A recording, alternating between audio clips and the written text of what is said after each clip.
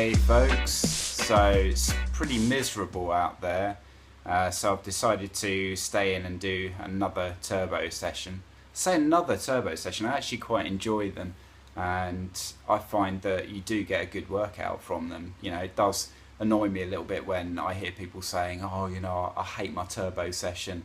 I must admit, if you've got a fairly old, fairly basic turbo trainer, then I do get that. There's nothing worse than sitting on your own, even with some tunes on, sitting and just listening, you know, to your back tyre spinning up, and just focusing on the wall. I read once that there was a guy who, to train for the iDITA bike event, which is like a 24-hour event across Alaska, he just used to sit in his garage looking at a white wall, because that's all he'd see when he was out in Alaska, just like miles and miles of white. Now that's boring. That is boring. But with the likes of Zwift and with the likes of the Sufferfest,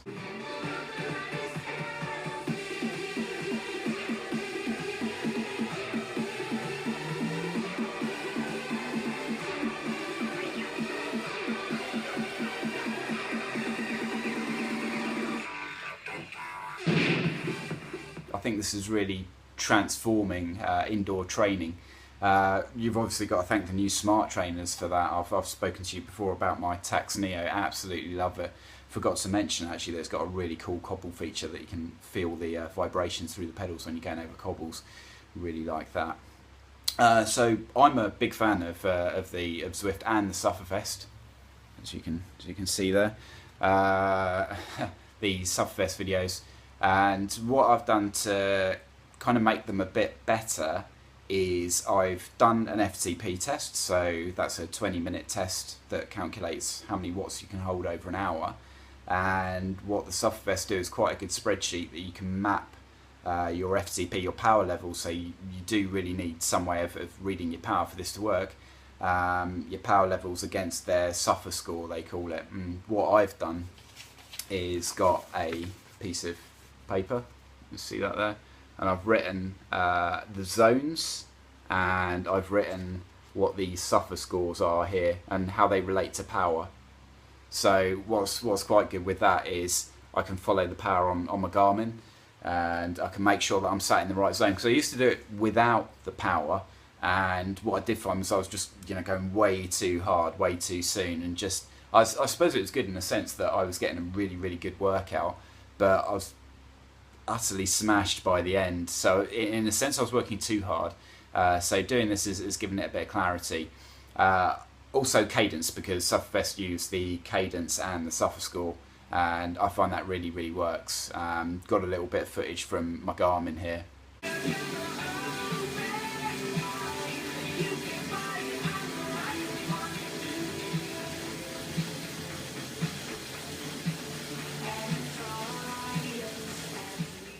Apologise if I've left any sounds of me puffing and panting over the top of that. You don't need to hear that. So that's really helped. That's revolutionised for me the way that I train, and it does also mean that I can pick. Been lucky enough to go out and buy a lot of the Sufferfest videos, and I can pick the one that I think feels right on that occasion. Sometimes they're really hard, but they're quite nice and short, so I quite like that.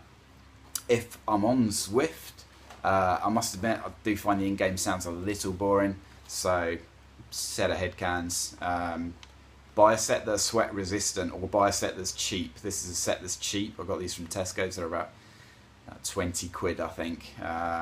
What I've also done as well, because most of the time I'll either plug it into the phone or into the tablet or into the laptop. I try and plug it into a separate device, because I've found sometimes if I've got YouTube on and I've got Zwift running at the same time, I was getting a bit of a slowdown. You might not, you may have a better laptop than me. That's probably quite likely actually. But I've just gone out and bought an extension cable so that I can put it onto somewhere flat, so that when I get up and start standing around out the saddle, I don't pull the thing onto the floor and have to go and buy a new one. And those really are the tips that I've got for you. Grey, rainy days. Like I've said before, I'll be spending a lot more time on the turbo come the winter. I know a lot of you will say, "Oh, you're a pussy. You should get out on the bike," and I will. Don't get me wrong. I'll be out, but there's those nights where you just really want a good workout, and sometimes out in the winter, that's difficult to do. You've got ice, you've got the weather conditions, everything's conspiring against you to have that tough workout. And what I do really like about the Sufferfest, what I do really like about the workout feature on Zwift, is that they tell you what to do, they tell you what effort level to go at, and you can go at that for that particular time. You're not thinking, oh, I've got to go around this corner, or there's a bit of gravel there. You get that sustained workout, and for me that's really, really important. I think that adds a lot of value, a lot of quality, and it's been an approach that I've employed for the last 2 years with Cross, and it's worked really, really well. So it's something that I'll continue to do this year. So talking about Cross, first round this coming weekend, I've got to go and work the cycle show, so I'm going to use that as a bit of a taper. Hopefully I'll come into it with good fitness. I'm hoping it's going to be dry. I know that's against the essence of Cross, but that's what I'm hoping for. It has been the last couple of years.